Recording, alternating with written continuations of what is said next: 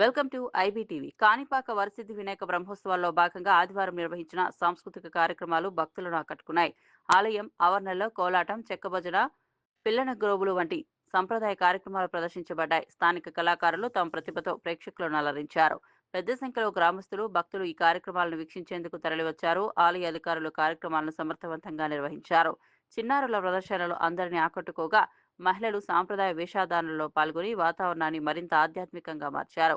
ప్రతి ఏడాదిలాగే ఈసారి కూడా సాంస్కృతిక కార్యక్రమాలు భక్తుల నుంచి విశేష స్పందన పొందాయి.